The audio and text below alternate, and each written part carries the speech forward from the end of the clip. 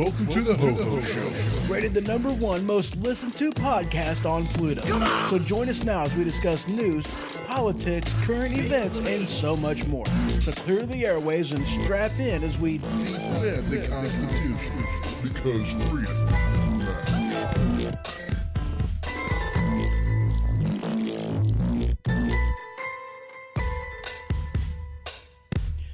Broadcasting live from the Kata Studio. So welcome to the Ho-Ho Show. And as always, I am your host, Ho-Ho. So how y'all's doing? And hello, Brian, over there in YouTube land. How you doing today, sir? He says, "Que pasa, amigo? Que pasa? Que pasa?" Yeah.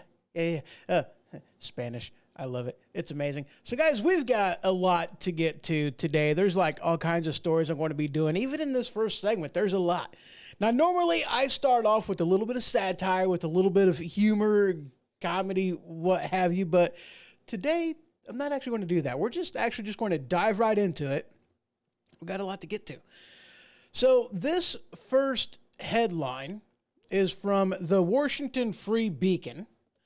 Wholly inadequate federal agencies have no system to check whether remote employees are actually working. Now, isn't that just awesome? Isn't that just amazing? Isn't that just what you want to hear? That all these people that are working remotely since the start of the pandemic over 2 years ago, that they have no way of knowing if they're actually doing their job. I mean, that should tell us a couple things, really, shouldn't it? I mean, one of the things that should tell us is that they're really not as important as what they would like you to think that they are, because otherwise they would know, because then things weren't getting done. But that also tells us that if you want a problem solved, then you really need to go to the private sector in order to get it solved. You know, because the private sector figured this out a long time ago. You know, they have things in place to check to make sure that people are doing their job. It's not that hard to do. Apparently, the problem is the government really doesn't care. I mean, I guess they have so many employees doing the job that as long as it gets done, they don't really care who does it and who's actually doing the work. I mean, the problem is, you know, what you have is just a handful of people that are really doing all the work, and everybody else is more or less just picking up a paycheck. But doesn't that make you feel great about how your tax dollars are being spent by the federal government? And the bottom line is, they don't care. I mean, that's really what it amounts to. They really don't care. They're not spending their money. You know, and that's the difference between private sector and government sector, is they don't care. It doesn't mean anything. They don't care if they're actually doing their job. They don't care if they're actually, you know, sending them money just to do absolutely nothing. They don't care, because it's not their money. But if it was a private business, a privately owned business, then yeah, they would absolutely care, because that's money that they're flushing down the toilet. That's their money that they're flushing down the toilet that can be sent elsewhere and what have you. And hello, Facebook user over there in Facebook. Yeah, he says, or she says, "Hola, ho, the ho. Hola, how are you doing?" But we must be on a Spanish kick today. That is absolutely hilarious. That cracks me up. Hola, ¿cómo estás? You know, when I get telemarketers calling me, you know, one of the things I do on a regular basis is I'll answer in Spanish. You know, hola, ¿cómo estás? Bueno, you know, what have you. I do that. I do that on a regular basis. And there was one time I did this, and this was absolutely hilarious. And this is story time, by the way, story time. So one of the times this actually happened, absolutely hilarious. You know, I was, you know, hola, ¿cómo estás? And the person started talking to me back in Spanish. And I'm like, well, you win this exchange.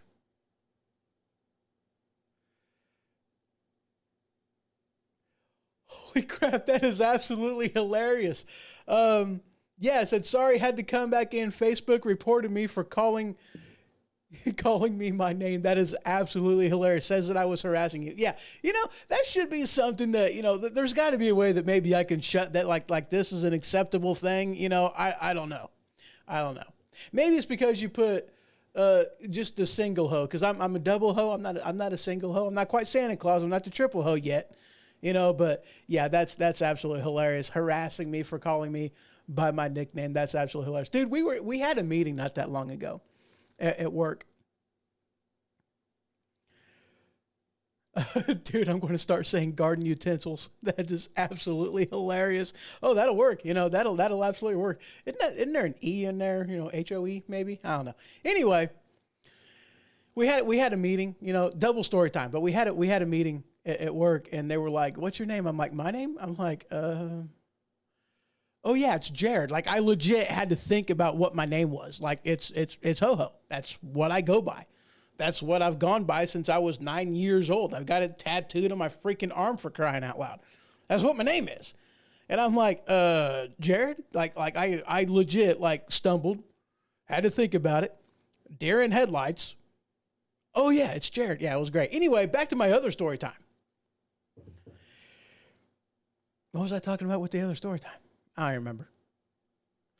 That says, right? I've always been that. I have. I've been ho-ho for quite some time. It's absolutely ridiculous. Oh, but yeah. So the dude on the phone call, whenever I answered to the telemarketer, hola, como estás? They started speaking to me in Spanish, and I was like, okay, you win. I'll tell you what, I'll listen to whatever you got to say. I'm not telling you I'm going to be buying anything, but good job, well played. Let's listen to what you got. I was just like, you win. I ain't got nothing. You got me beat. You know way more Spanish than I do. So yeah, I mean, that was great. That's one of the things that I did. And sometimes I do the things like, can you hear me? Nope, can't hear you at all. Sorry, I can't hear a single word you're saying. Oh, well, that sucks. Yeah, it does. I really wish I could understand you. I guess we got to hang up. Let's try back another time. So. That's always fun. Telemarketers are great. Not really. I hate them. I really do. Spam calls. Holy crap. I get calls from spam more than I do anything else. Anyway, we better get into this. But if you want something solved, then what you really need to do is have the people whom are actually that have to do their job well get it done. Because like I said, the federal government, they don't care about how much of your money they waste and throw away on and this, that, and the other. They don't really care. So that's why, think about it,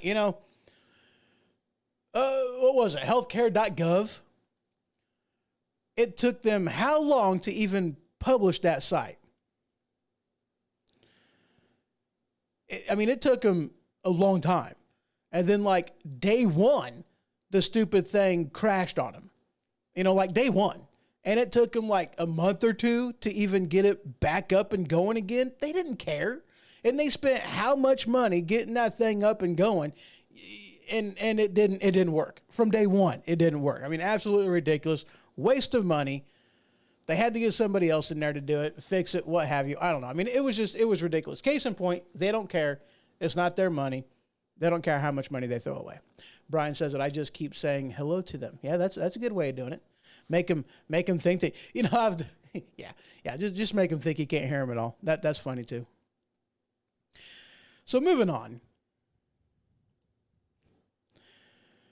Now this one is a headline from Salon. I don't use them very often. Apparently, I guess I'm using them today. Where have all the soldiers gone? Military shortage is about America's dysfunction. Isn't that right? Here's the thing. We've got a lot of patriotic people in the audience. We've got a lot of patriotic people just in this country. A lot of people that are patriotic. But here's the thing, though. How many people out there, and for veterans out there, or at least, family member of veterans, which, that includes me. Shortage sounds sketchy, yeah, right? But how many people out there that are unhappy with how things are going? You look at Afghanistan, the pullout of Afghanistan. You look at how the federal government is using the military, the armed services, as just a testing block for social justice crap. You look at how they use the military. And you look at how our military men and women are treated when they get home, with how horribly that the VA is run. Granted, a lot of improvements were done under former President Donald Trump, but even still, how bad is it still? I mean, there's a lot of things that, granted, it's been a while since I've heard a lot of details from it, but things aren't improving anymore under a Biden presidency. So, you take all of that crap into consideration, and especially when you take into consideration that there's a lot of ways to serve the country. You don't necessarily have to be a service member, or you're just going to wait until, let's wait for 4 years, let's put it on hold, and there you go. But it's like a shortage on people that are, volunteering to join the military. How much of that is due to our, as a nation, as a people, our lack of faith in leadership and in the country? It's a good question. Could that be the reason why there's a shortage? It's like, I don't know if there's a shortage or not. I don't, I've not looked at the numbers. I've not done really any research on this, but it stands to reason why there's a shortage when you just take a couple seconds to think logically about what our military has been going through, what we've been doing in general. It stands to reason. It makes sense, Our military members and veterans never get enough in return. That is absolutely no joke. I did, however, see the organization 217 Vets made mortgage-free homes for them. Yeah, I've heard about that kind of stuff. Dude, let me continue. Free homes for them. Privately organizations tend to do more than the government, and it's sad. And you know what? It is absolutely sad. And I tell you what, there is a lot of organizations out there. Horses for Heroes. Dude, okay, I listen to the Will Count Majority pretty much on a regular basis. I listen to that show all the time. Central time, that is 11 a.m. to 2 p.m. So back that up an hour for Eastern time. Move it up an hour or two if you're going the other direction. Obviously, that's how time zones work. Anyway,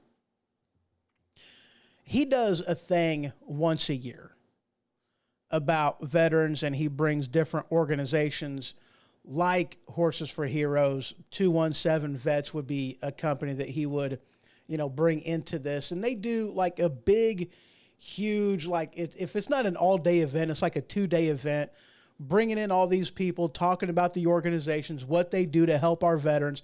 And I tell you what, it is heartwarming what these other, private organizations do to help our vets. It's amazing. They see a need, they step in, and they do what needs to be done. And you would think that they would get support from our government. Because, isn't there quite a few veterans, former military, what have you, that are in Congress and in the Senate? You would think that they would want to do more than what they do. But no, that's just not the case. They would much rather spend their money on illegal aliens flowing across the border than what they want to do helping out our veterans that we actually owe. It's like, dude, I don't owe an illegal alien jack diddly squat. They don't belong here. They don't deserve to be here. If they want to be here because they are seeking this, that, or the rubber, it doesn't matter. They can go back to where they came from. They can go back to Mexico. They don't have the right to jump 2 or 3 different countries to land here because they're playing, they're playing the lottery on where they can go to seek asylum. That's not how this works. That's not how any of this works. But yet that's what they do. And in the meantime, we're having an invasion right now, and it's absolutely ridiculous. No, we might not be talking about, unless you're talking about, the cartel, human trafficking, sex trafficking, all the drugs going across the border, the fentanyl that, holy cow, they don't want to do anything about it. Our resources that we're struggling to keep on the shelves, like some meats, like baby formula. Oh, that's down there for them. Putting illegal aliens in hotels, because, what do you expect us to do? But yet we've got homeless vets all over the freaking place. 22 a day commit suicide. We have issues. I don't owe an illegal alien jack shit. Damn it, I've gone explicit. I don't owe him nothing. But we owe a lot to our vets. Both current and former, we owe them a lot. We, there's so, dude, okay, A Few Good Men, absolutely amazing movie, really is. And there are some, just all kinds of great one-liners in there. Whenever you're talking the Jessup and who's his face, Jack Nicholson's character and, Tom Cruise, there's a lot in that exchange, rise and fall under the very freedom that they provide and then question the way that they provide it. That's not what I'm talking about, but it's still the aspect of, we rise and sleep under the freedom that they provide. We owe them something for that sacrifice. Boy, howdy do we ever. And help the homeless USA vet and homeless here before somewhere else, absolutely. It says, you're spot on. Thank goodness for us who are willing to be patriots also. Yeah, absolutely. But we owe something to these veterans. We really do. We owe something to them, for them to risk their lives, life and limb, their livelihood, the people they were before they went in. I mean, how can you go into some of the places that they go, see some of the things that they've seen, and then come back a whole person? I mean, that's why we've got 22 vets a day committing suicide. We owe them more than what they're getting. Got to move on because, yeah, I'm sure y'all's understand. So anyway, the shortage doesn't really surprise me. And going into that, there's this headline from Axios that a federal judge strikes down a Texas gun ban on adults under 21. Now, here's the justification under this law. It was like 6 out of the last 10 or whatever. I mean, it's in this article somewhere. I don't even know. And to be honest with you, I don't care. Who cares? Let's just move on. Enough of these people were between the ages of 18 to 20. And so we're like, let's just not allow them to have a gun. Okay. All right, fine. But it's like, here you can serve the military, you can fight, you can die for the country, but, you can't smoke, you can't drink. How are you an adult at that point in time? If you are not military, if all you are is, if all you can do is serve your military, then what does it mean to be the age of majority? What does it mean to be in, quote unquote, an adult? What does it mean? Because I'm confuzzled. You can't drink. You can't smoke. They're wanting to make it to where you can't own a gun. And this is Texas, which is kind of like, that's weird to me. But anyway, and the only thing you can do is vote. That's it. But they're actually talking about taking the voting age from 18 back to 16. Okay. But what does being an adult mean? What does turning 18 years of age mean? I don't understand it. Okay, you graduate high school. Okay, what did he freaking do? Let's throw a party. Yay. Are you really an adult if you can't do anything that adults do? Isn't that a good question? I mean, there was a time when being an adult actually meant something. You can do stuff. You can drink, you can smoke, you can do all kinds of stuff. Now it's like, nah. I don't get it. It makes me twitchy. You see this, right? This makes me twitchy. I don't understand. I don't understand what, it makes no sense to me. The age of majority used to mean something. I mean, heck, in other countries and other civilizations, like, holy crap, the age of majority was a lot younger than 18. You know, they knew more, they did more, they had way more responsibilities than what 18-year-olds nowadays do. Now, I mean, granted, we are talking about a day and age where people, you know, have Tide Pod challenges and, you know, let's lick the toilet seat challenge. Like, you know, that's a really good idea. I mean, I can't really say as if I blame them. I mean, we did stupid stuff too, but at least there wasn't video evidence. You know, let's throw a metal dart up in the air and let's play chicken and see who it doesn't hit first. You know, I mean, yeah, okay, I get it. But even still, we learned those type of things at a really young age, where by the time we reached 18, we were a heck of a lot smarter than what 18-year-olds are nowadays. But anyway, that's beside the point. I digress.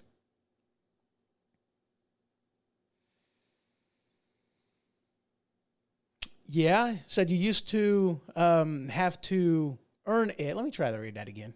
You used to have to, you used to, you know, there was a time you used to have to earn it. With hard work, essentially now everything's just handed over. And yeah, I couldn't agree more. You know, I mean, there was a time whenever having a trophy actually meant something. Now all it means is you participated. You know, we didn't get participation trophies back in my day. Only the champions got participation trophies. But anyway, yeah, I mean, that's kind of the issue of where we're at nowadays. Moving on. Now we're going to kind of switch gears a little bit. We're actually going to get into something a little bit real. So I am sure that y'all have heard about this headline, or not really this headline, but this thing in general. And this headline is from, and I know I'm going to screw this up, so I'm going to scroll down a little bit to see if I can't find it. And of course, nope, I don't see it. Anyway, the Peacock News. You know what? That's what I'm just going to call them from now on. Peacock News. Y'all know who I'm talking about. The Peacock News has this headline: FBI responds to Mark Zuckerberg claims in the Joe Rogan show. So, as I'm sure y'all have heard, Joe Rogan had Mark Zuckerberg on the show, and this happened like on Wednesday, maybe? Let's see, the article was from the 26th, so that was Friday, and the interview was on Thursday. So yes, just earlier this week. And basically, the bombshell that Mike Zuckerberg said was the FBI went to him and said, hey, there's going to be something happen. It's Russian disinformation. This isn't true. This isn't an actual story. Just, you know, let's just, you know, shadow ban it. Let's get rid of it. Let's make it to where people don't see this. Okay. That's what happened. That's what happened. That's what he admitted to. And this headline from Peacock News says that they responded on Thursday. And basically what the FBI said to Peacock News was that we can't really make them do anything. All we can do is say, hey, don't do this, and here's the reason why. Which I kind of scream on a lot of different aspects of this. I scream Bravo Sierra on this. I really do. I got to be honest with you. Absolutely, I do. I'm sure that everybody does. They scream Bravo Sierra on this stuff because they know that this doesn't pass the sniffer test. None of this passes the sniffer test. I mean, let's be honest. All of mainstream media, social media, has been after President Donald Trump since day one, since before day one, since 2016, 2015. Anyway, we know this. They've been pretty open about it. They've been pretty upfront about it. We know that they've been against Orange Man bad since day one. That's what they've been. They'll do anything to get him out of office. They've seen this. You know, now here's the thing. Look, do you actually believe for 1 second that the FBI didn't know who Hunter Biden was and what he was into? Do you really think for 1 second? So they've known since day one that this laptop was real. They know it was. I mean, you would have to be a moron to think there was a real investigation about this. They had it in their possession, you know, because by then, I mean, good grief, they've already known about the stinking thing for a year. I mean, hello, do we forget the timeline so quickly on stuff like this? You know, By then, they've already had the laptop for put near a year, right? Right around a year, they've already had the thing. They've known about it for over a year. You know, it's like they knew what was going on. They knew what this was. They knew who Hunter Biden was. They knew what Hunter Biden was into. They knew this thinking, and they even knew about, you know, Dad's involvement in this, you know, because it's already been confirmed. It's been verified that, yes, Joe Biden was the big guy that was getting 10% of these business dealings that was mentioned in these emails. We know this for a fact. It is no longer questioned anymore. It has been confirmed. They know it. So what was the big deal? Orange man bad. That's what the bottom line was. You know, what did the FBI know and when did they know it? I mean, is that even really a question? It's not a question to me. They knew everything from the get-go. They were doing damage control on behalf of Joe Biden. That's all it amounts to. Orange man bad. That's what they were doing. Okay? Now, this poll, they make everything against Trump a huge deal. You were absolutely right. And they do. Yes, they do. It is ridiculous. But we have this headline from Newsmax. Now, I'm going to tell you right now that take this headline with like a grain of salt. Okay, I don't buy any of this. This is kind of one of them 2020 hindsights. You know, it's easy to say now what you would have done different, but I mean, let's face it. You know, I mean, if you were somebody on the left that believed everything they heard and read from, you know, MSNBC, CBS News, and from, you know, everybody else, if you believe all that crap, then you're orange man bad too. That's just what you believed. You don't know any better because these people are willfully ignorant. They don't want to get educated. That's just kind of what it amounts to. But this headline from Newsmax, tip poll, 8 out of 10 say that laptop cover-up changed the election. Now, the tip poll is the Technometrica Institute of Policy and Politics, the TIPP polling, the tip polling, just the tip, that if people would have known the truth about, you know, maybe not 100% what was on the laptop, but that the laptop was true. They knew it was true. You know, like I said, maybe not everything of what was in there. You know, maybe not have everything revealed as of yet, but at least to know that it wasn't Russian disinformation, that this is a legitimate laptop because Joe Biden's crack hoe son, Hunter Biden, left it in a repair shop for who knows how long. It was quite a while. It was quite a while.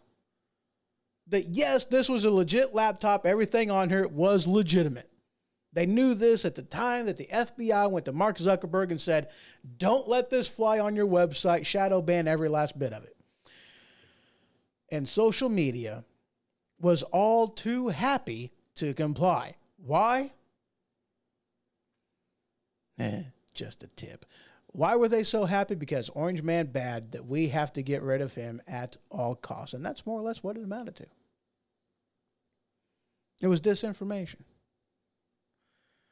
But the TIPP said that a significant majority, 78%, believe that access to the correct information could have been critical to their decision at the polls. And like I said, guys, take this with a grain of salt because I don't believe it. You know, there was too many people out there. I mean, granted, people on the fence would have been the only people that you would have been able to sway, you know, either way. You know, most people that were pro-Trump were pro-Trump. Anybody that had half a brain and actually looked at what was going on, looked at what President Trump did and didn't actually listen to mainstream media and was like me and really didn't give two you-know-whats whenever it came to his Twitter feed, because let's face it, what did Trump's Twitter feed have to do with policy? Nothing. Trump runs his mouth. Trump runs his mouth. I mean, that should have been his Twitter handle. Trump runs his mouth. He does that a lot. Are we surprised? No. Why would we be surprised? I don't know. Did his Twitter feed affect policy? No. No, it didn't. So all you had to do was do what I did and do what a lot of people out there did. Ignore it. What's so freaking hard about that? Oh, I am so upset over what Trump said about this, that, or the rubber. I was not a fan. It's horrible. Really? Why? Why does it matter what Trump said on Twitter? It's Trump runs his mouth. I mean, really, dude, okay.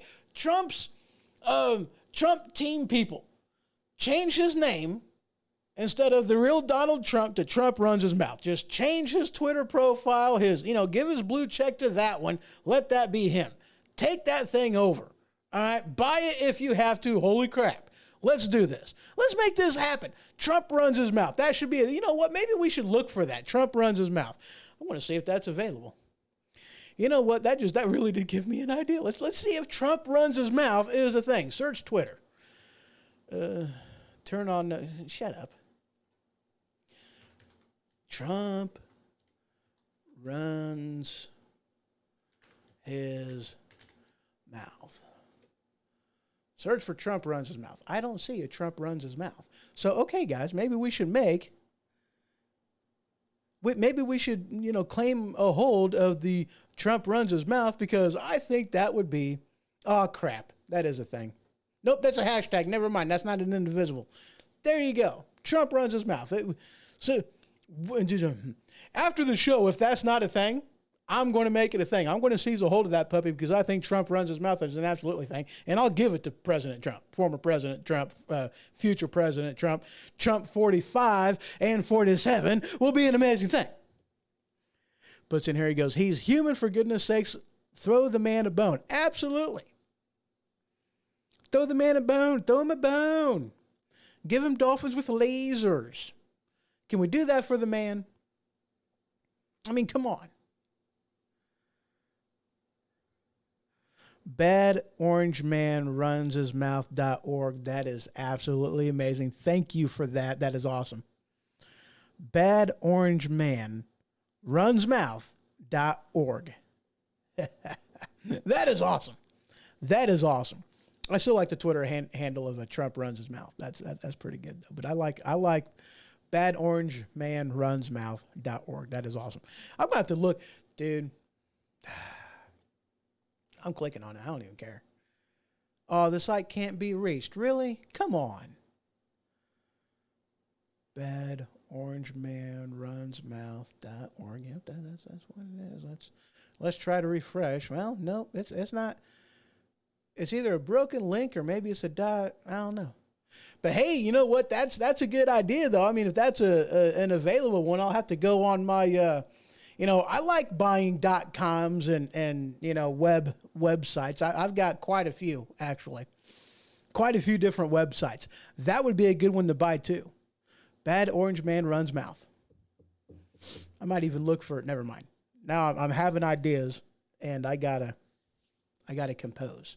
But anyway, let's get back to the article. Where am I at on this?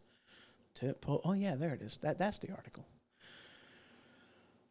But take this with a grain of salt, peoples, because, everybody has that 20/20 hindsight. Everybody has that.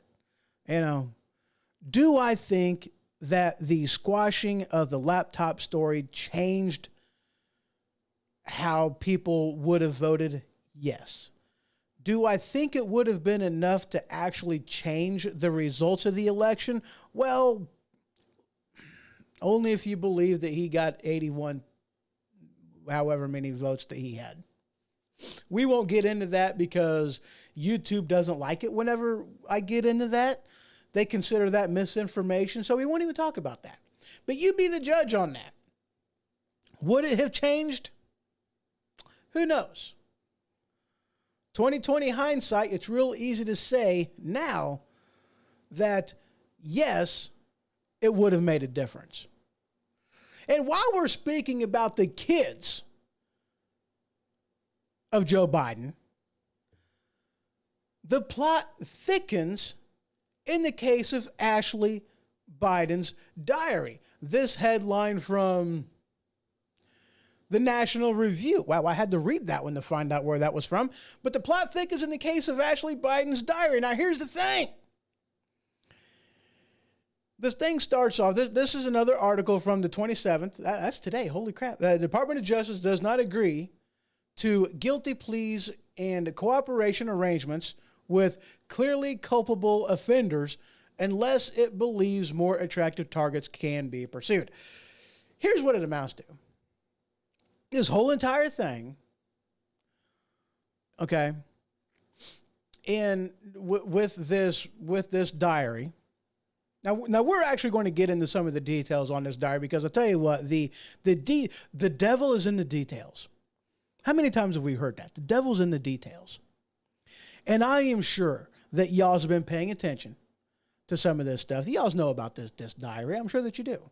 You know, and some of the stuff that has been talked about in this diary, like how weird that Joe Biden is for showering with Ashley Biden, you know, even at the ripe young age of 14. How weird is that? Why is he showering with his daughter at 14? That is some of the stuff that has been in the diary. Granted, nothing that can really be prosecuted at this point in time. However, it does speak to the man who he was, who he is. He's the sniffer, for crying out loud. He's Joe the Sniffer.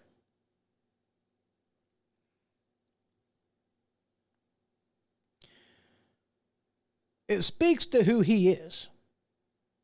And that's why they don't want it out in the open. But remember the raid on Project Veritas's founder, O'Keefe, James O'Keefe? That was because of this diary. Now, here's the thing. Here's what the claim is. According to the Department of Justice and the FBI investigation, okay, y'all's going to love this. This is what the claim is, all right? The claim is, sounds like a Batman villain. Exactly. That's awesome. I like that one. That's a good one. But here's what happened, okay? She left her diary, and she, you know, Ashley, whatever the heck her name is, Joe Biden's kid, okay? She left her diary at a friend's house at whomever, left some of her personal belongings there, okay? Left them there. And it got into the hands from this person and then finally made its way to James O'Keefe and, well, definitely the Project Veritas. Made it to them, okay? Made its way to them. In trying to establish whether this was the real deal, you know, this diary was the real deal, they basically had it confirmed, or at least some way, shape, or form, confirmed that it was. And is what they ended up doing was raiding his house, the FBI, for that diary. Called up CNN and was like, hey, we're about ready to raid James O'Keefe's property. Why don't you guys show up on scene before we get there? And this way you can film the whole thing. That's what they did.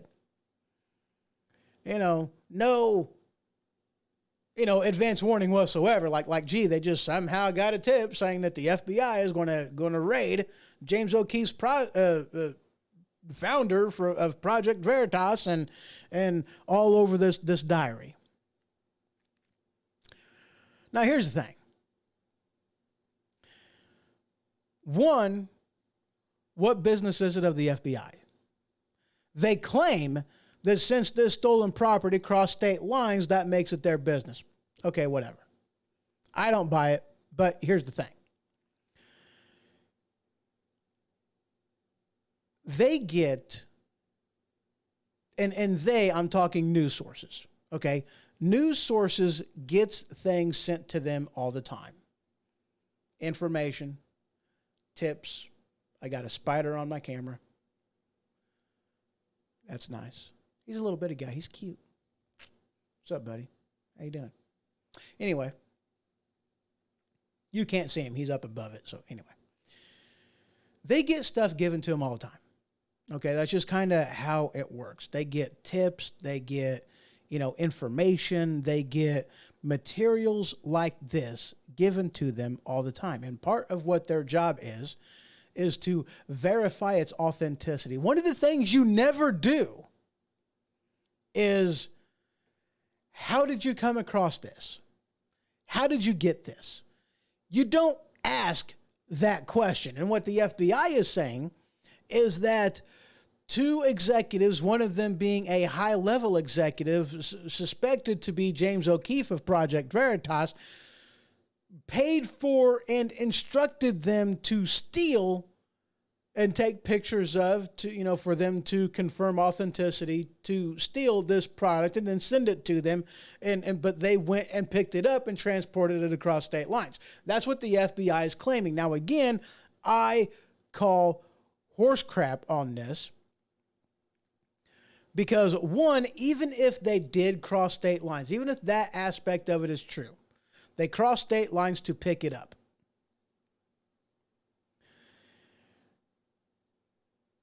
You've not proven a crime. You've not proven that they've participated in the crime. Because, like I said, they don't ask that type of question to people who has given them stuff. Why don't they ask that type of question? Because they cannot use stolen property. They have to report it to the police, and if they don't ask, then they can claim plausible deniability. I had to think about that term, plausible deniability.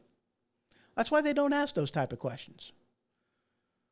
Because if they don't ask those type of questions, or at least if they do, they ask them, no, this isn't stolen property. They've got no reason to argue on whether it was stolen property or not. How did you come by this? What have you? They really don't. Plausible deniability. It's kind of the way the game is played. It doesn't take a rocket scientist to understand that. It just don't. I mean, come on. Let's be real, shall we?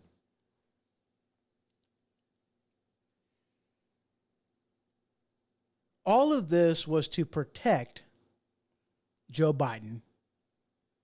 All of it. Let's be honest on what it is. Let's call a spade a spade.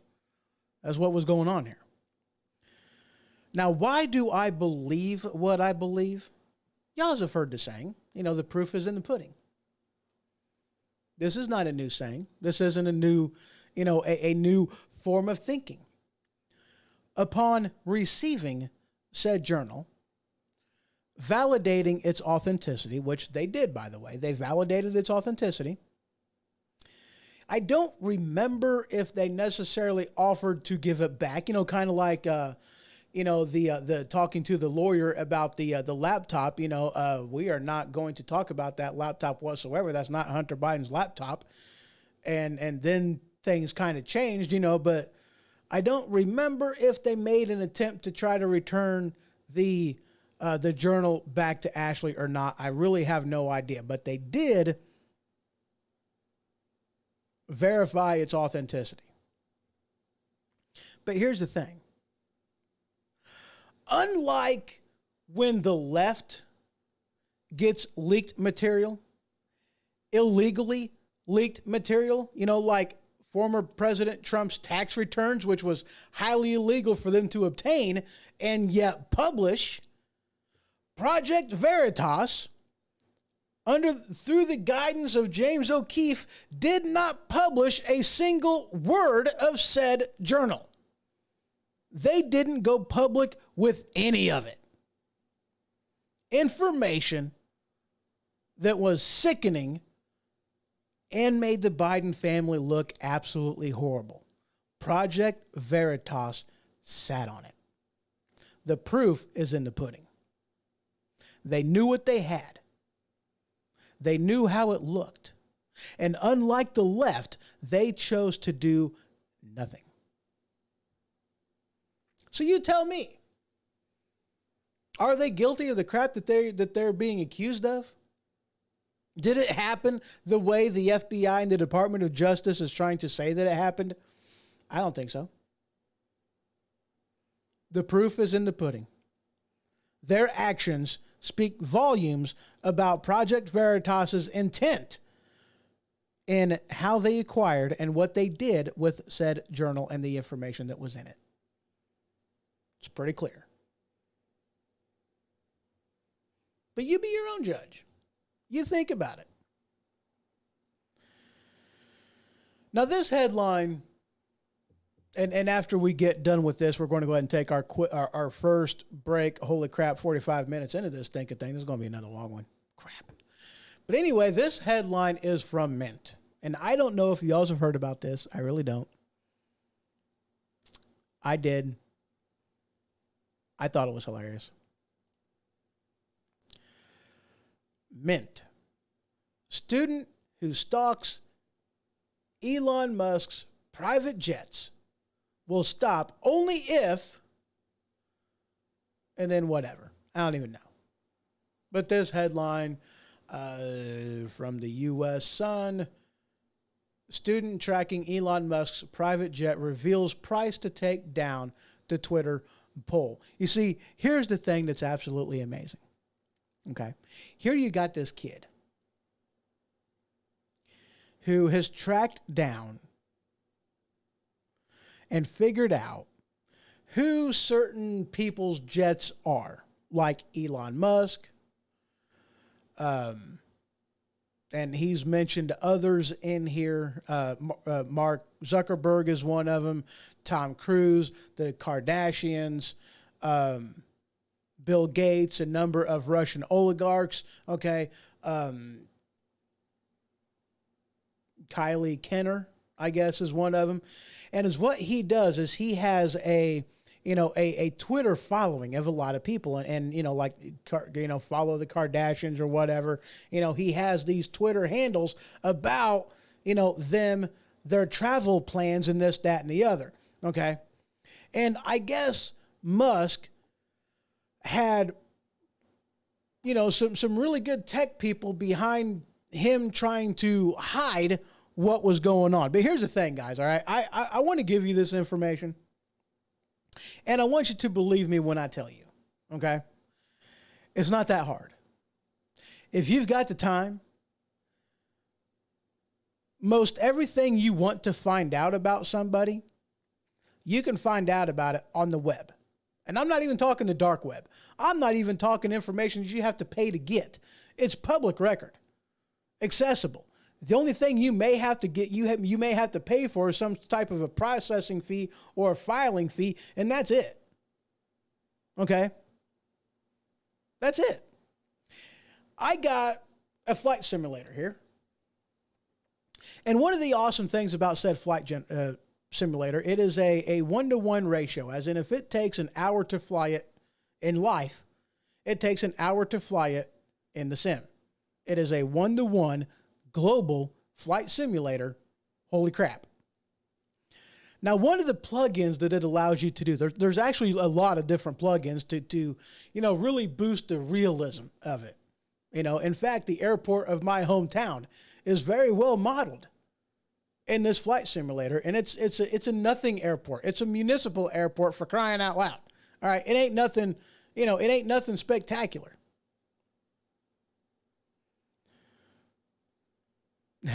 Brian puts in here, he goes, evil and the fraudulent Bureau of Investigation play by their own set of rules, not the rules that we play by. You've got that right. You've absolutely got that right. My nose itches. I apologize. But anyway, one of the things that you can get is more or less a plugin that you can listen to real ATC and pilot communications on the actual frequencies that they are communicating in while you are in said vicinity of said airport in the digital world. Yes, you heard me right. Not only that, you can see planes and what they are doing in real time, because all of this is monitored and tracked, and you have access to all of it in a flight simulator using a simple plug-in that anybody can get. It's not that expensive. In fact, a lot of these plugins are free. They don't cost you anything. They do this for the realism of said simulator. Yes, you can do this. And if you look at enough pictures of anybody, because let's remember that, there's paparazzis everywhere. You can get a person coming out of his plane, and all you need is, let's see that tail number. With that tail number, that's all you need to track down who owns said plane. And like I said, if you've got the time, you can find out the person behind the business, behind the corporation, behind the shell company, behind this, that, and the other, or actually, let me begin this by the person behind the DBA, which is legal for doing business as, behind the corporation, behind the business, behind the company, behind the shell corporation, this, that, and the other, however long, however many layers there are, where it's coming from, everything, you can track that down. All it takes is a little bit of time and the right picture. It's not that freaking hard to do. Anybody can do it. Hell, I can do it. How did he find out who, what was his plane? As long as you verified ownership, you have the tail number. All you got to do is plug it in, and it'll show you right where it's at. Take a look at this picker right here, showing his flight. There it is, right there. His tail fin number is right freaking there. There it is. Elon Jet, at Elon Jet with Twitter. That's how you get that information. It's not that freaking hard. It's really not. If you've got the time, you can find it out. But isn't it amazing how you have Mark Zuckerberg and the like that really don't like their private stuff being made public? And here they use, for their own monetary gain, your private information for their own financial benefit. And yet they really don't like it when the tables are turned and their own stuff is being publicized and they are being scrutinized over some of the stuff that they're doing. Like one of the things that they were scrutinizing, Elon Musk over and others was about how short of a flight they freaking took to get from point A to point B. Why didn't you drive it? Why did you burn the jet fuel and take a 15-minute flight, destroying the ozone layer and raising climate change and this, that, and the other? Here you claim to be an advocate for climate change, but yet you're going to take a 15-minute flight? That seems counterproductive to me. Anyway, that's some of the stuff that they really don't like being called out on, which is why they don't like their private being made public. Big surprise there. When the tables are turned, a lot of these people don't like how they treat other people. What a concept. So there you go, guys. We're going to go ahead and take our first break.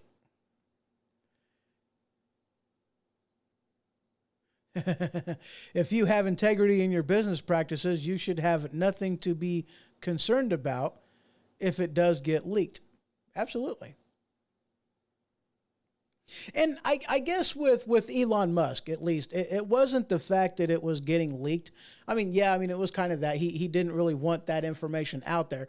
Not that he was necessarily ashamed of what he was doing, but it was an aspect of, I've gone through great measures to keep my private. How the heck did you find it? Here, this is Elon Musk asking a 20-year-old, college student how he was able to get this information. I guess he was kind of concerned through the, oops. Okay, good. I guess he was kind of concerned on it, but at any rate, yeah. But you're right, though. You know, these are people that are in the public spotlight. They're being followed by paparazzi all the time. Why should they be surprised on something like this, especially when you're talking about something that is on the public domain that is easy to find? That, yes, I mean, like, dude, if you have a loved one flying, you can go to that website and see what they're, where they're at and where they're going. How do you think they do that? I mean, it's not just through like Southwest Airlines or Delta or whoever the case may be. You can do that with every single flight. You can see where it's at. All these flights are registered through the ATC, Air Flight Aerodynamic people. Is it AT? Heck, I don't know. The alphabet thing just left my brain for some reason. But anyway, guys, we're going to go ahead and take a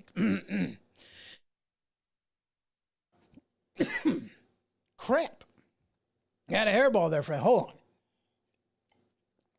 on. Yeah, so we're going to go ahead and take a quick break. Wow. Okay, guys, look. Breathe. Swallow.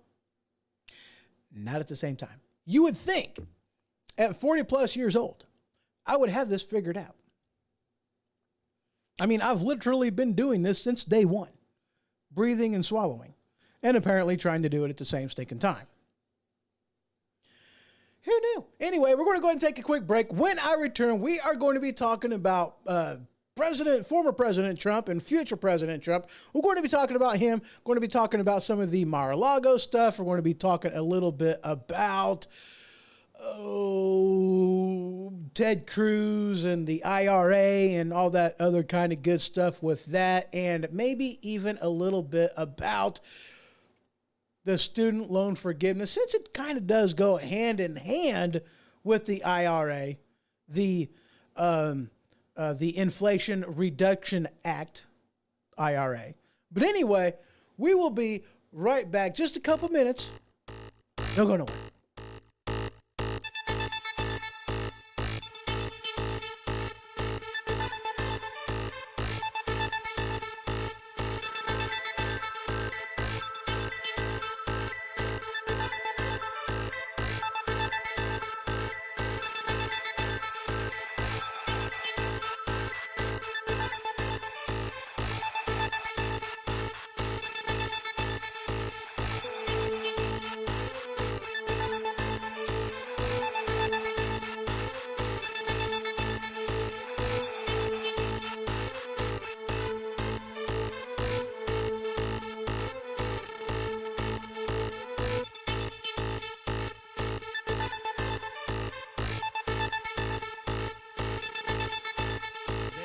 A real risk.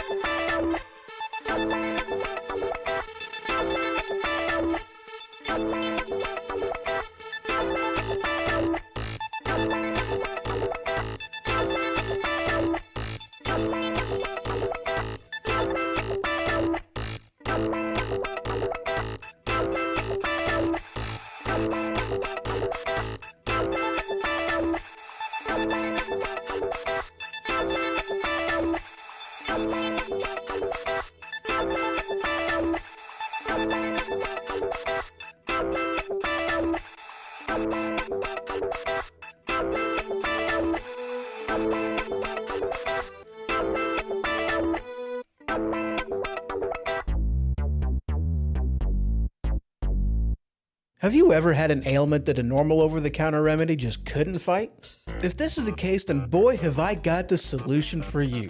Tussin. That's right, Tussin. Cough? Tussin. Cold? Tussin. Runny nose? Tussin. Itchy watery eyes? Tussin. Broken leg? Tussin. Tussin is the ultimate cure-all, guaranteed to stop anything that ails you. Tussin. Available wherever OTCs are sold. All right, welcome back. Brian puts in there, I thought you were suffering from the Fauci virus, right? Right? That was awesome. We're going to go ahead and dive right into this. Man, we got a lot to get to. An hour in, holy crap. We got a lot to get to still. This headline from Newsmax. Let's just dive right into it. Bill Maher, is it okay to have a conspiracy to get rid of Trump? That's the question. Oops, that's the wrong button. That's the question. And they're talking about, this whole raid on his property in Mar-a-Lago. Now here's the thing. This is why nobody on the right, especially pro-Trumpers, believe any of the reporting, anything that the Department of Justice, anything that the FBI says about this raid. Why? Because we haven't forgotten about Jesse Smollett. We ain't forgotten. Because what they're claiming is that Orange Man is so bad, Orange Man is so evil, that it is okay to do whatever is necessary. You can, the ends justify the means, that they can, and it gives them the okay to do anything to get rid of him, even if it means lying and making up something just to get him out of office. It's okay to do that. But what did he do that was so bad? Does anybody know? Highest employment participation rates amongst minorities than any other point in history. Lowest unemployment rate, lowest gas prices that we've seen. The first time we have been energy independent since we became dependent upon energy in this nation was all done underneath President Donald J. Trump. What did he do that was so bad? Oh, yeah, that's right. He threatened the status quo. He threatened the bureaucracy in Washington. He threatened to drain the swamp, and they knew they give him the time, he would do it. There's a lot of things in place that protects the swamp. A lot of things in place. And you may ask, and I've even asked this question, why would there be such a, like I said, the biggest mistake that our founding fathers made in designing the Constitution was was believing that these people would be so power hungry that they wouldn't be trying to give their power away to other branches. They would be trying to seize it, and that the check and balances system would make sure that that wouldn't happen. But that's not what happened. What we have instead is the relinquishing of power and the check and balance being done in the form of bureaucratic money spending. The whole power of the purse, which again, it's not their money. They don't care how it's spent, but that's more or less what it amounts to. That's why you have it. We're going to talk about this a little bit later. I know this is something that actually comes up. Okay. Because in fact, we'll get into that whenever we talk a little bit about Ted Cruz and what happened over there with him saying something that he said, but we're going to touch base on it right now.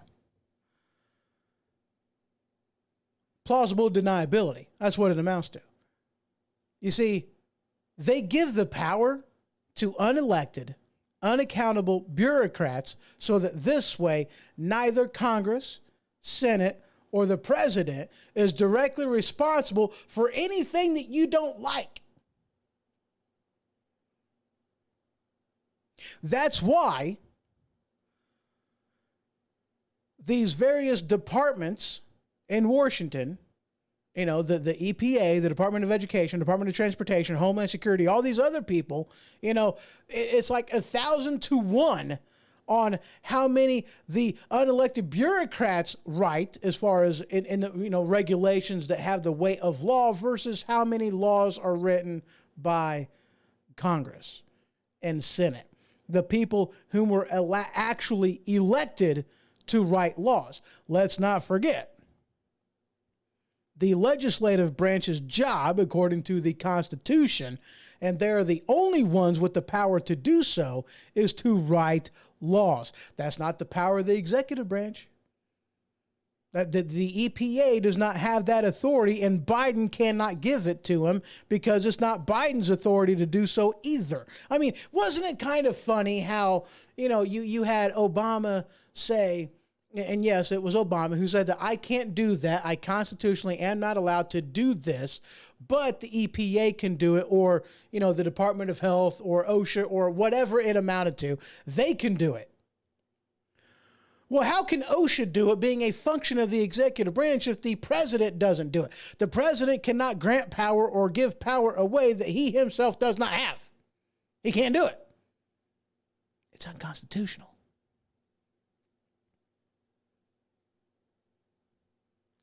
But that's what it amounts to, is that plausible deniability.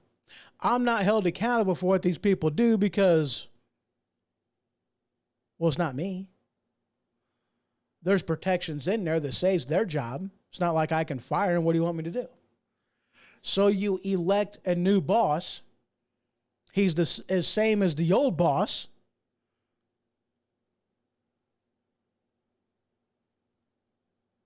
And he is talking about changing that, by the way. Taking away them safeguards that keeps these unelected bureaucrats in the position that they are in indefinitely, and you can't do anything about it. How can you clean house if you can't clean house? But that's one of the things they're talking about doing. Cleaning house, actually draining the swamp. But back to the whole Jesse Smollett thing. If Orange Man is so bad, then why do you have to lie to the American people to prove your point that Orange Man is so bad that we have to get rid of him? Same as with Jesse Smollett. If racism is so bad, why did you have to fake an attack to prove your case that racism is so bad and racism is so prominent? If it was so bad, why didn't you go and look at an actual attack and say, this is what we're going to use as the flag that we are going to fly to charge up and dominate this hill, to be the king of this hill? Why did you have to use a lie if it's so prominent? The same thing goes with using a conspiracy to get rid of Trump.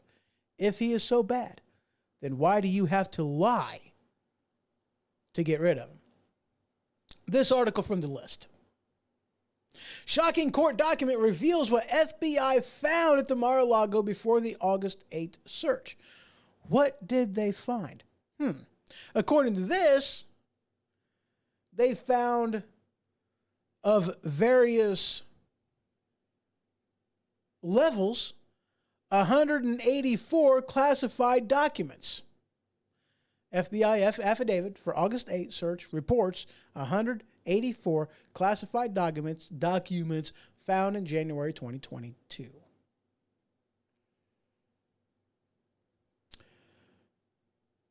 "67 of this August raid were confidential documents, 92 were secret documents, 25 were top secret documents, and the New York Times said that the materials Trump stored at Mar-a-Lago were related to something known as special access programs, some of the nation's most closely held secrets." Now, here's the thing.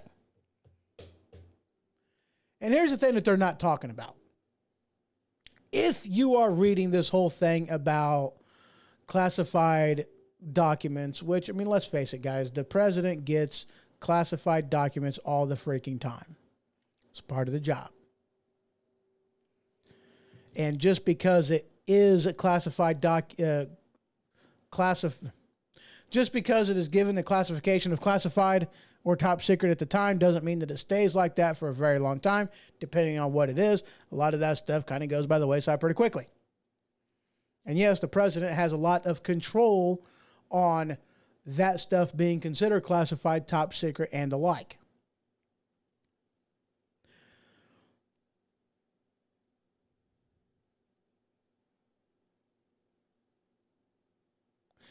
Yet they want to raise, this big old stink on President Trump, but yet they don't want to talk about Hillary Clinton. That's amazing. They don't want to talk about it in the least.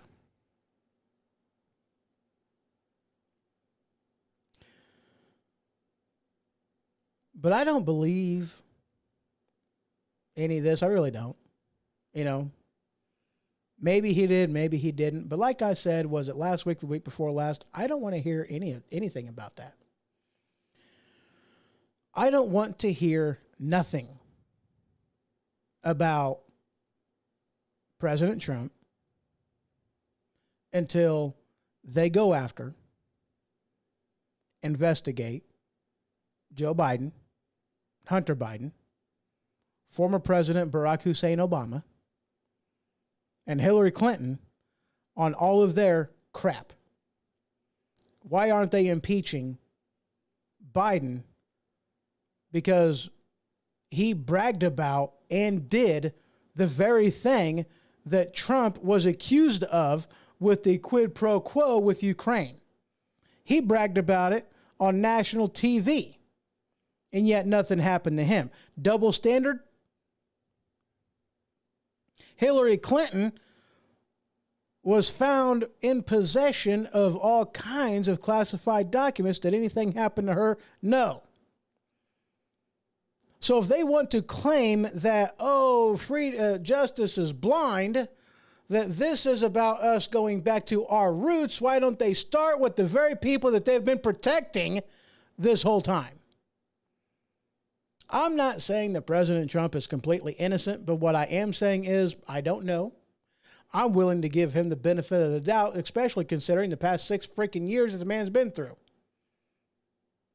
I'm willing to give him the benefit of the freaking doubt, because nothing they have accused this man of has held water, not one thing. Quid pro quo. Don't they know that life is quid pro quo? Have you ever purchased anything? How do you think that's done? Quid pro quo literally means this for that, tit for tat. That's what it freaking means. Every single transaction that has ever been made in the history of transactions, every single time you go to Walmart and you leave with something, you got this for that. You got a stapler for money. You got dog food and you gave money. You gave that and you got this. That's how transactions work. Why are they wanting to make this a bad thing? I don't know. But yet they impeach President Trump over it, and yet President Biden bragged about on national TV the very thing that Trump got impeached for. Has anything happened about that? No. And even worse, Joe Biden has, and this is one of the things about the whole, Hunter Biden laptop. It has been confirmed, it has been verified that the big guy referred to in the emails of Hunter Biden's laptop that's going to get the 10% of these business deals, the big guy was Joe Biden. That's pay for play. That is selling access. That right there is bribery. One of the things specifically mentioned in the Constitution as something to be impeached out of office for. He's guilty of it. Where's the impeachment trial? And yet, former President Trump was impeached over in Nancy Pelosi's term. Impeachment is what we say it is.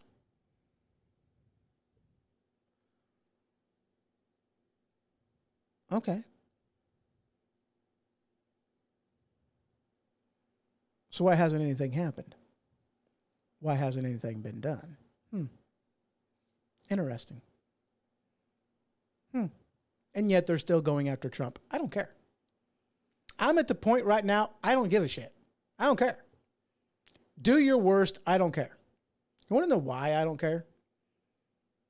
Because it's all one-sided. That's why I don't care. You want Republicans, conservatives, libertarians to have any faith whatsoever in the FBI or the Department of Justice or any of this crap ever again, then you might want to start balancing the scales. You may want to start by doing the right thing. You may want to stop your shenanigans. You may want to start doing the right thing, because otherwise we ain't ever going to have any faith in anything that goes on the federal level in this country ever again. And how do you have a country if you don't have faith in the very basic things that make a country a country? You can't. You don't have faith in the means by which our leaders are chosen. How do you have a nation? Is a sovereign nation if they refuse to do their constitutionally obligated thing to do and secure the borders? Do you have a nation? Are you a sovereign nation? No. If the people whom make the choices, who write the laws that we are subject to, and I don't like using that terminology, they're not beholden to the people. We don't elect them in. They don't answer to us. The people who have the most power in this nation aren't the representatives. It's not the president. It's not the senators. It's these unelected bureaucrats that actually write the regulations that carry the weight of law that we have to follow, abide by, live by our entire life. What do you think reigns in this nation nowadays? Is it the Bill of Rights or is it the Communist Manifesto? Why don't you read both and you let me know which one we actually live by in this nation? Which one should we be living by? The Bill of Rights, the Constitution, Declaration of Independence. That all used to mean something, but now it seems like it's the Communist Manifesto and the 10 Pillars of Communism. Read both. Let me know. Let me know what you think on that. That's a good exercise. Read the Communist Manifesto. Let me know which one in the United States we actually live by. I mean, private ownership? Private land ownership? Yeah, no, that's been abolished. No, but I own my home, ho-ho. I absolutely own my own. Oh, yeah? Forget to pay your taxes. See what happens. I mean, you buy this glass at Walmart. You pay taxes on it once and you're done. It's called sales tax. But yet you have to pay the government for the privilege of owning your land. And you call that land ownership? I mean, it's not like they relocate your house to another spot of land. No. There's no such thing as private land ownership anymore. That's been abolished. That's been done away with. And guess what? That's one of the 10 pillars of communism. That's one of the 10. Ownership used to mean something in this country. It used to be sacred. Nowadays, no. It's been abolished. So which do we live under? Communist Manifesto? 10 Pillars of Communism? Or the Bill of Rights? We better move on. Takeaways from the Mar-a-Lago thing? Yeah, whatever. Yeah, whatever on that one.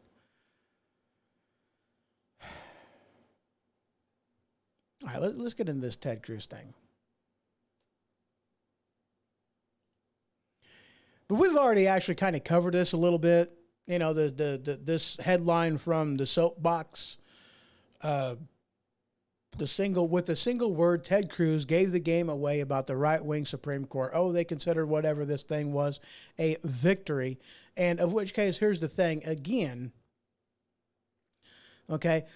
Now here's the thing. What this thing is referring to is language that was in the IRA, the Inflation Reduction Act. It was nothing of the sort. It is not the Inflation Reduction Act. It never was. It never has been. This has been the Climate Change Act. That's what it has been from the beginning. And part of the language that was in here that they classify as a game changer goes to do away with a thing that was done in the Supreme Court called West Virginia versus the EPA decision.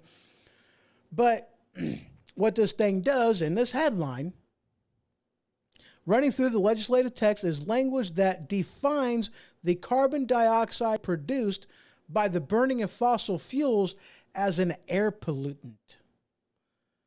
The detail may seem minor, but its inclusion could be a game changer. Now, see, here's one of the things that they do.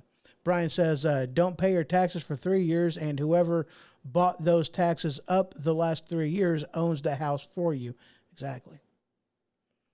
They'll seize it. They will boot you out.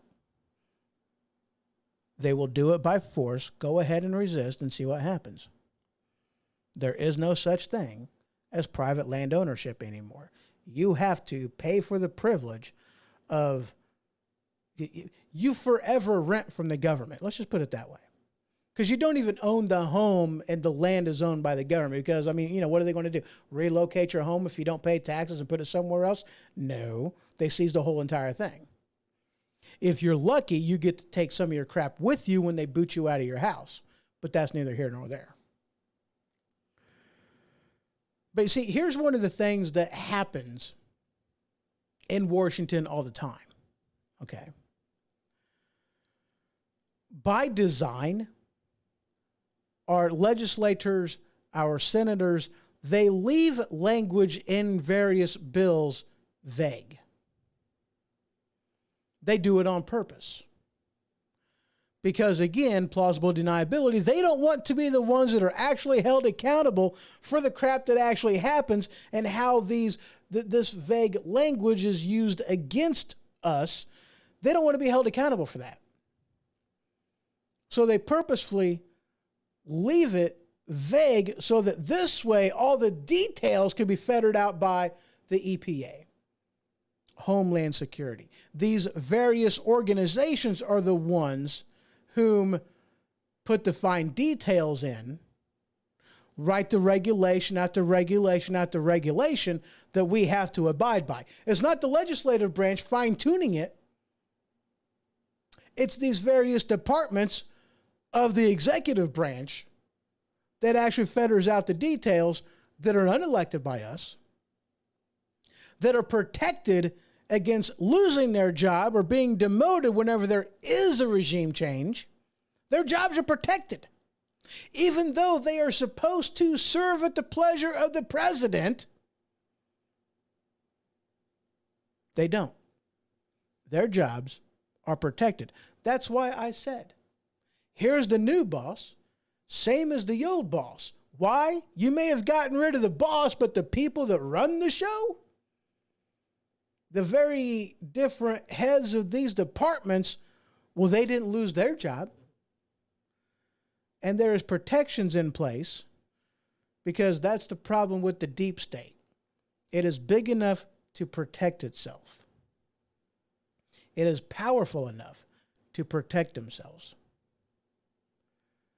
Just like JFK, President Trump was going to rock the boat.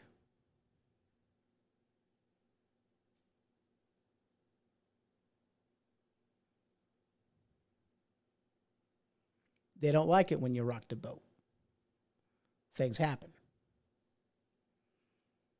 He threatened the status quo. The deep state don't like that. He threatened to make it to where you will lose your job when there is a regime change. And you should. I mean, if you are, you elect the president to be the head of the executive branch, and you expect that the different various department heads in said executive branch should follow suit, and they should. If they don't, pack your crap and get out. I mean, shouldn't that be how it works? But nope, that's not how it works at all. Their jobs are protected. But why, if it's the new boss the same as the old boss, why does it matter whatever about these elections? Because you don't actually change the department heads at all. So it doesn't matter. Why do you think that it was so hard for President Trump to get anything done? Because Congress doesn't write laws.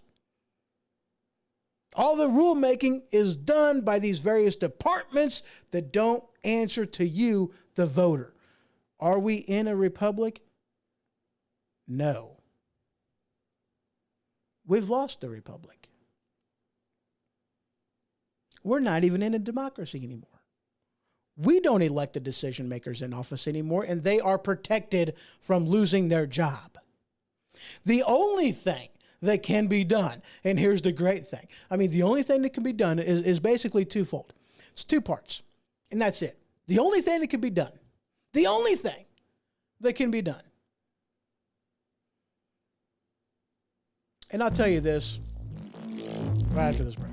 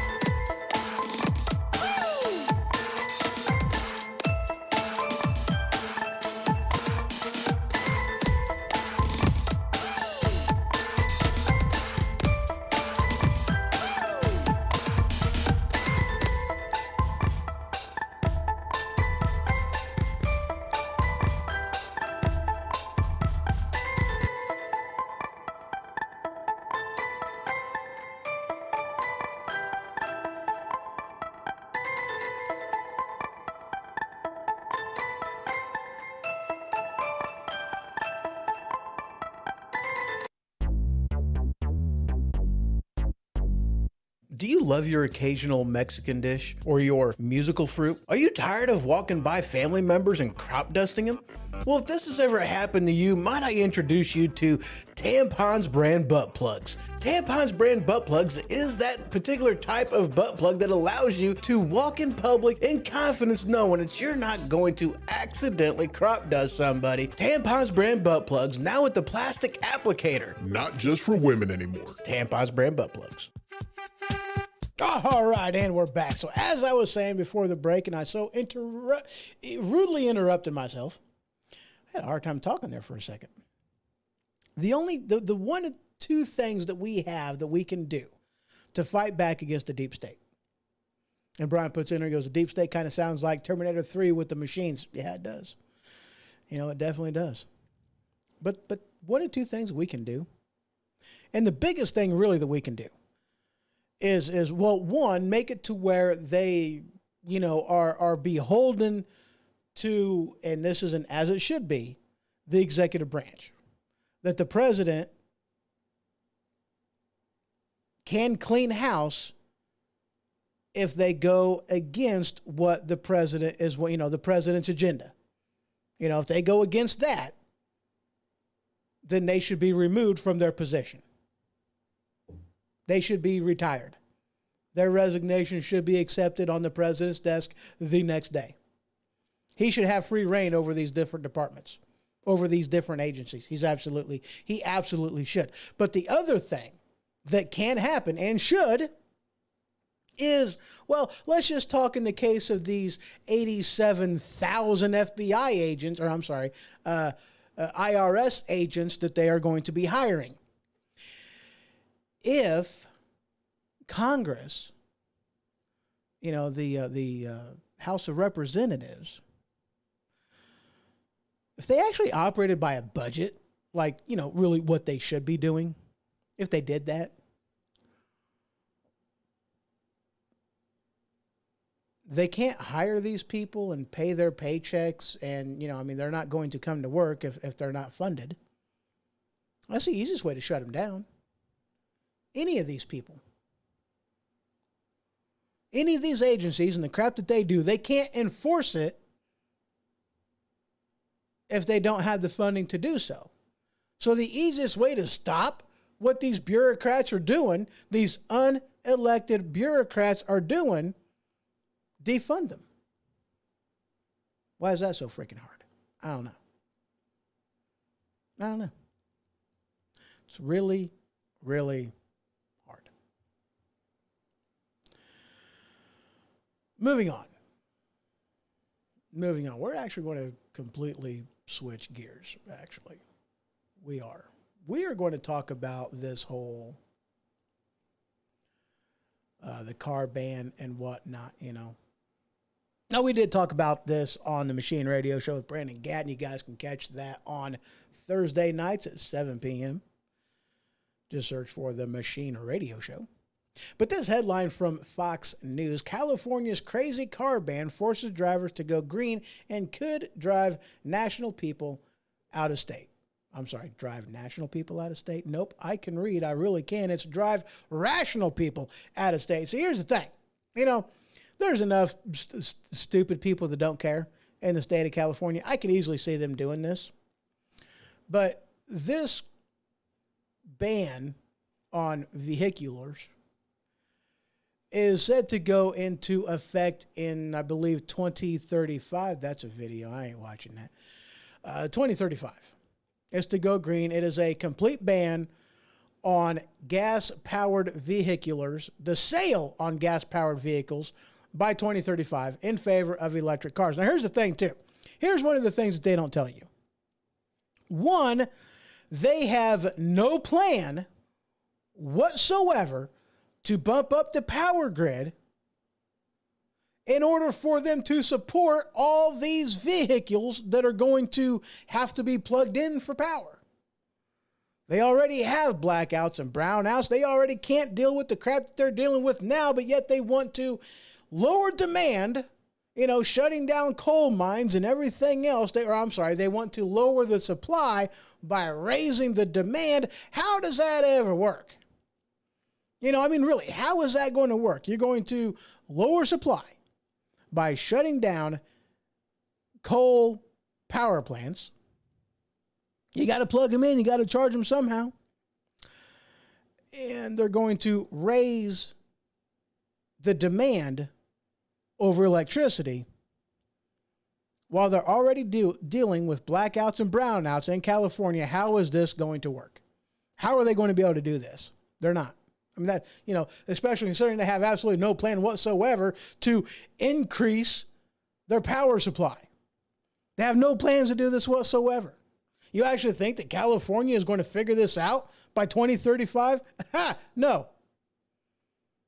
It ain't going to happen.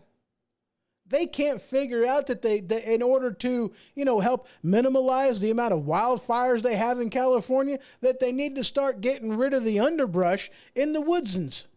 They ain't figured that one out. It's common freaking sense. They haven't figured it out yet. Do you really think they're going to figure out how to increase their supply of power in order to help alleviate the problem of blackouts and brownouts whenever they ban the sale of gas-powered vehicles in favor of electric vehicles? It ain't going to freaking happen.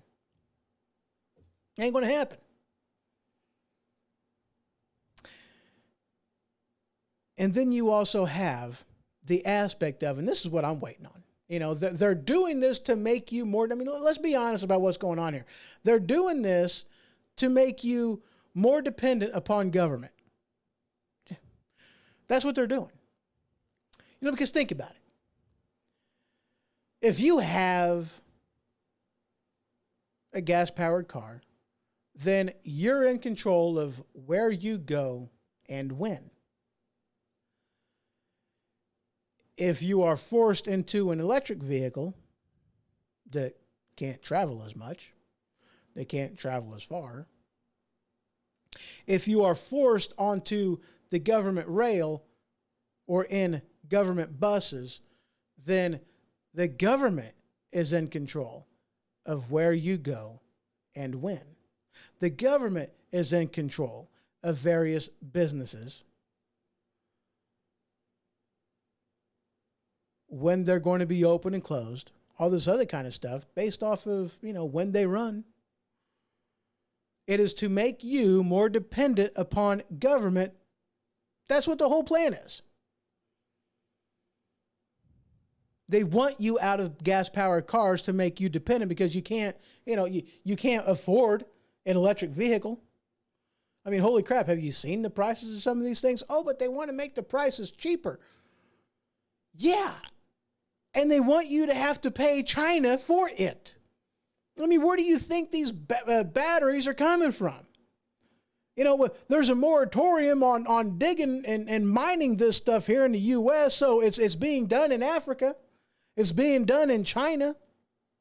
Here they care so much about the environment, and here they care so much about labor laws and taking care of the people and children. Children, they care about them so much that let's not do this here where there are laws in place and standards and regulations, and there's OSHA that actually helps the working man and women in this nation, and let's outsource all of this in China. Let's make it to where we can't do it here in the U.S., even though we have all kinds of rare earth elements and stuff to do this. But, oh, no, we can't do that because, well, Chinese children have smaller hands. They can get into them places that we just can't get into. We have to make it to where China produces all this stuff because we can utilize their child labor in order to do this. They have smaller hands.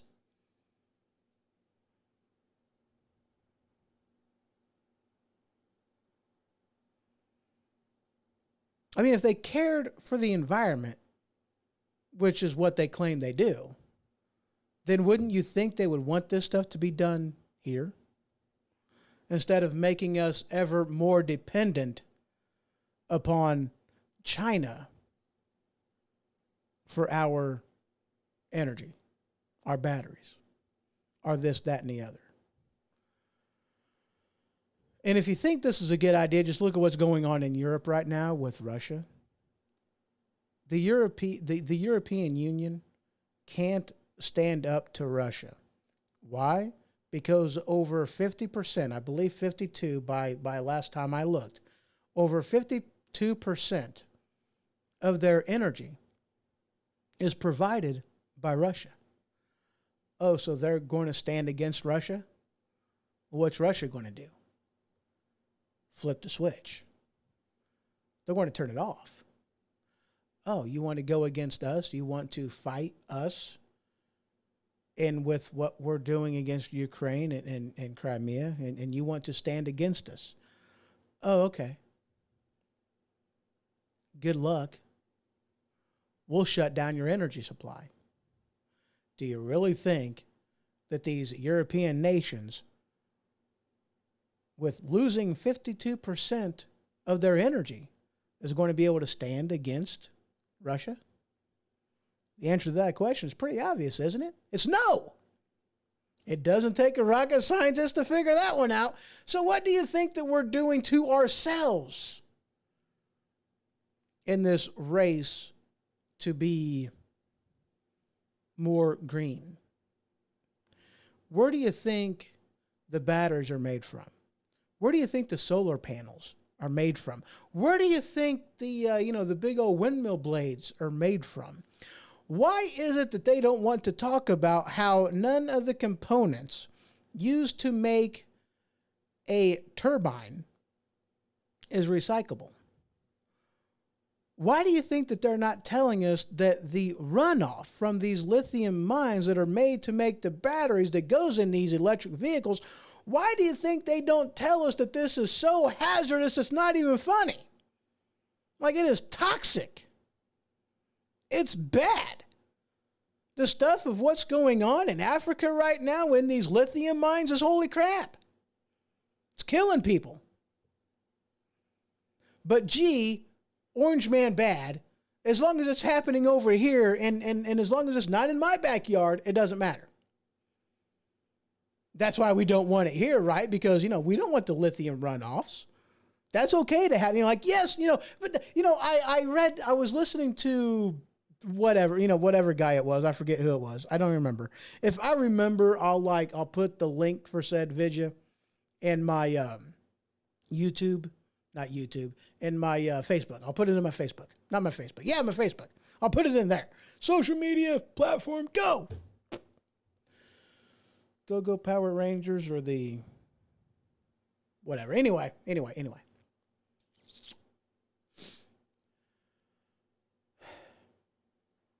It was like, what are they for? Are they pro-planet or are they anti-capitalist? Or anti-capitalism? Well, look at who they would side with. Because you think about it, it's like they're not pro-planet because because then they would do the stuff here. So they're not pro-planet. They're anti-capitalism because in their quest to be green, they're destroying the planet. They're just ignoring it because they're against capitalism. That was kind of like a conversation I was having somebody regarding the paper straws. Paper straws versus plastic straws. You go up to Canada and oh my God, they were freaking everywhere. And there's a lot of places, even down here in the States, where it's paper straws. We got to do away with the plastic straws because it's so bad for the environment. Are you an idiot? Do you not do your own research? Do you just listen to whatever mainstream media and social media and stupid people that don't know tell you without doing any research whatsoever on your own? Do you not know how to think for yourself? Because if you did, then you would research things on your own. You would know just how ridiculous that is. Whenever it comes to these paper straws, you would know that that was just nothing more than putting on a face, doing something for the sake of doing something because you have to do something, even though it went against and was completely counterproductive to what it is you're trying to accomplish. Let me explain. Plastic straws are not a one and done. Plastic straws aren't you use it once and then it's over. A plastic straw can be recycled, melted down, cleaned, sanitized, and reused. You can put it somewhere else. It's great. It's amazing. It's phenomenal. But when it comes to paper straws, now granted, the plastic is coming from oil. Okay, so that's one of the places where plastic comes from. Okay. It's a petroleum-based product. Okay. And the paper comes from trees. Paper from wood and wood pulp, which comes from trees, which trees, take the carbon dioxide and it exhales, oxygen. That's how that works. I don't know if you know that or not. Okay, but trees are an important thing, and the tree huggers will tell you that trees are amazing and we got to protect the trees. So we're going to get rid of something that is, used a byproduct, something that we don't really necessarily need because only like 48 to 52% of, a barrel of crude is gasoline. The rest of it is diesel, kerosene, and different petroleum-based products. That's where the other 48 to 52% is. I'm wanting to say it's like 52%. That's what I'm wanting to say. But the rest of that is used in petroleum-based products. It's used to make makeup and plastics and rubber and all kinds of other stuff. That's what it's used in. It's amazing. But instead of using a plastic straw, which is recyclable and thus helps the planet, they want to use a paper straw to cut down the trees that isn't recyclable. It's one and done. They can't be recycled. They can't be reused. Not to mention that anything you drink out of a paper straw absolutely freaking tastes horrible, but you're killing the environment for the sake of helping the environment. That's counterproductive. Isn't that counterproductive? Well, the same thing goes here in dealing with these lithium batteries It's not helping the environment. You're destroying the environment by saying that you're wanting to help the environment. Have you seen what the mining process looks like in getting these things out of there? Of what they do in China, of what they do in Africa? It's horrible what they're doing to the planet. The runoff of the lithium crap. And yet that's a good thing? You want to get rid of coal, just a virtue signal that you're so much better than I am, whenever what you're doing is far more harmful to the environment than anything I could ever dream up of. Makes a lot of sense to me.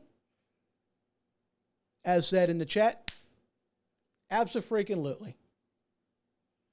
Makes no sense. It's counterproductive. They are virtue signaling because they want to claim that they are so much better than I am. I care about tiny hands.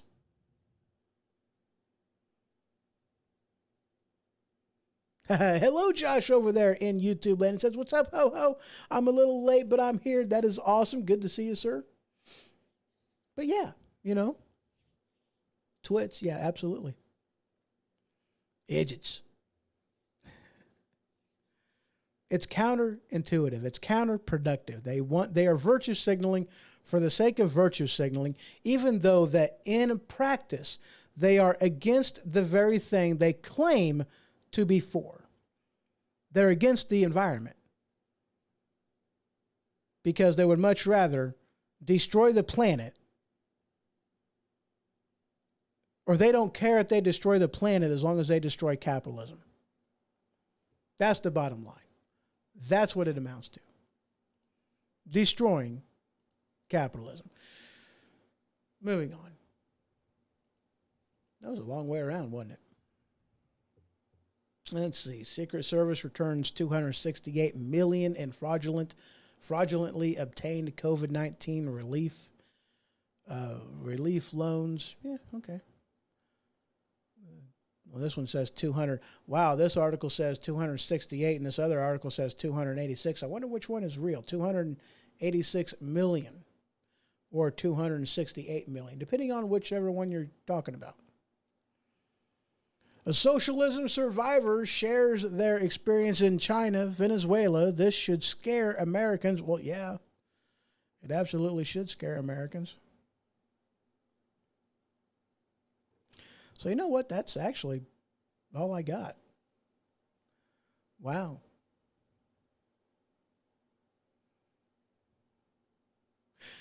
Josh Pachender goes, they don't care what they destroy as long as they are getting paid. And you are absolutely right. Here's an article I want to touch base on just because I think I thought it was funny. That's why I put it in here. This headline from, the Christian Post. Oh, let me make sure that is actually off. And it is. Very cool. Headline from the Christian Post. How gender confirmation surgery confirms that there are only two genders. Yeah, I know this thing was kind of clickbaity, and I fell for it. I don't even care.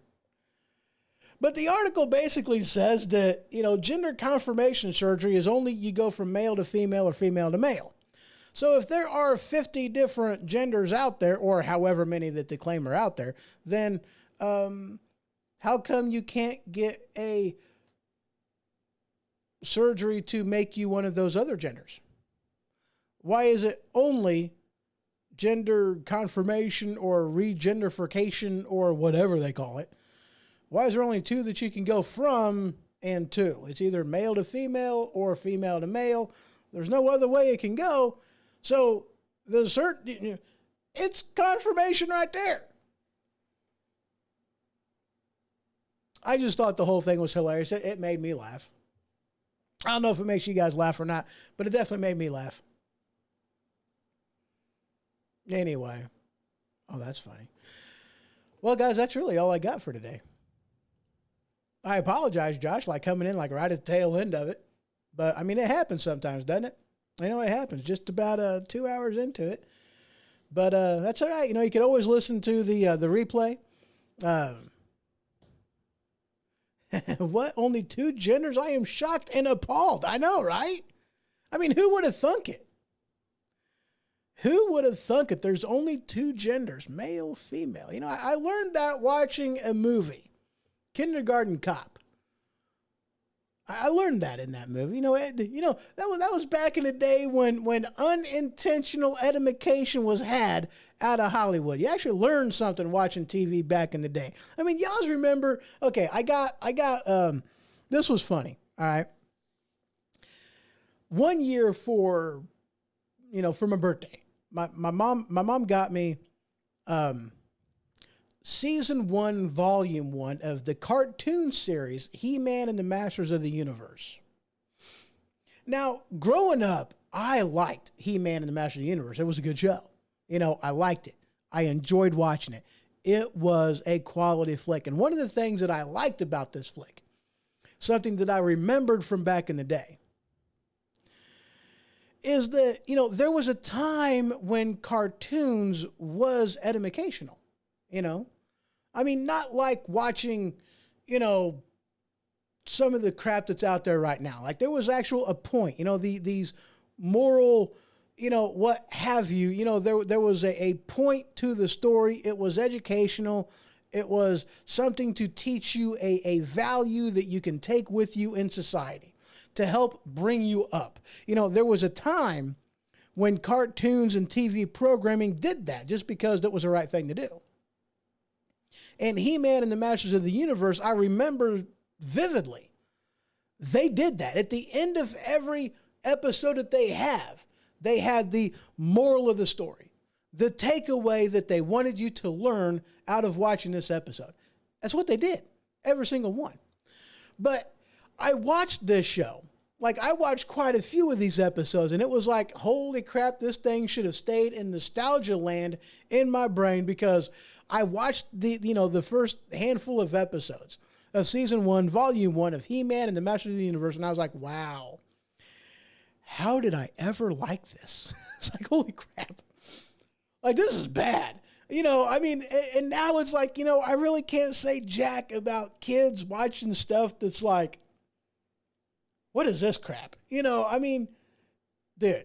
So, okay, if you have an opportunity, and by the way, I did watch like a bunch of Fraggle Rock, and I had kind of the same reaction about that. Although, you know, again, I loved Fraggle Rock back in the day. It was good stuff. But sometimes nostalgia stuff needs to stay in nostalgia land. You know, don't bring it back, man. Don't bring it back. That's why it's like there's some movies that I don't want to watch again, because it's like, you know, I really don't want to ruin the movie and how I remember it. You know, I don't want to do that to myself, you know, because I watched Lost Boys like last year sometime, again, for the first time. And I was like, wow, this movie sucks. It's like, dude, this was amazing back in the day. You know, rewatching it, oh, this is bad. So I don't recommend doing that. If you have a chance for that, if you get this wise and bright idea that, you know, I'm going to watch this for the sake of, you know, nostalgia, just please don't. Just don't. Or at least if you do, just don't. Just don't do it, man. It's horrible. It's bad. It's bad. But anyway, guys, that is really all I got for you. I do thank you very much for stopping by and for participating. It is awesome. And of course, if you guys want to take a look at any of the articles that I use in the show, you can head on over to thehohoshow.com. Just click on that newsfeed tab in the hamburger drop-down menu or in the upper right-hand portion of the screen if you are, you know, viewing it on the interwebs. And there will be my magazine on Flipboard. And you guys can check out every single thing that I use there. So that is it. You always have yourself a great one. And see you in the next one. This has been The Ho-Ho Show. For more information, you can head to thehohoshow.com. And for the merchandise store, you can head on over to stinkpickle.com. That is stinkpickle.com. Until next time.